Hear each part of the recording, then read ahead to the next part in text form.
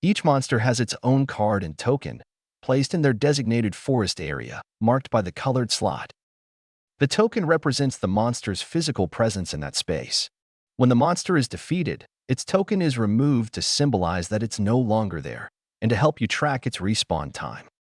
The card contains all its information: name, icons for HP, damage, any special effect it may cause, and a description of its attack that explains the meaning behind the icons. For example, in this attack, the Blood Colossus will always deal 2 damage in combat. Monsters always retaliate if a hero attacks them, regardless of position or distance, or even if a hero simply passes through their area during movement. Let's say you walk through this forest space without engaging. The monster will still attack you, defending its territory by dealing damage and applying any listed effects. When you deal damage to a monster and it doesn't die, place HP tokens on it equal to the damage dealt. It remains weakened until defeated. Once the monster is defeated, as mentioned before, remove its token and check its rewards. At the top left corner of the front of the card, you'll find icons summarizing the monster's rewards, which are fully detailed on the back of the card. All monsters reward your team with a certain amount of shards, along with an additional effect. For instance, this one grants your team a passive bonus of +1 damage as long as you hold its card.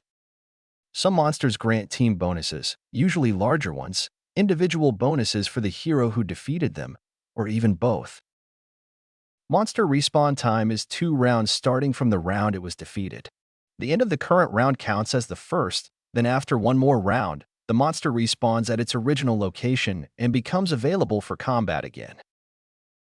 Monsters do not suffer from conditions like burn, and they cannot move on their own across the map. However, effects like push and pull can force them to move, even through walls or elevated terrain with no stairs.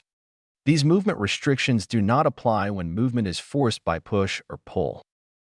In the bottom left corner of the card's front side, you'll see skull icons representing the monster's difficulty level.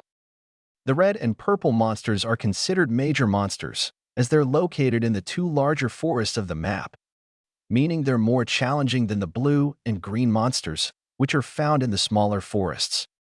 Their rewards also reflect this increased difficulty.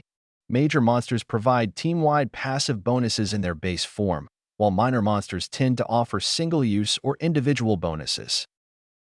As new updates are released, alternate versions of these monsters, or even entirely new types, will be introduced, each with different attacks, rewards, and difficulty levels.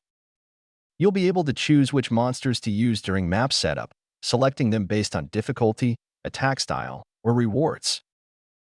Ideally, you'll want to match the difficulty level between the smaller and larger monsters, keeping the larger ones 1 level above or more. Or you can simply create your own rules and design your own unique version of the game.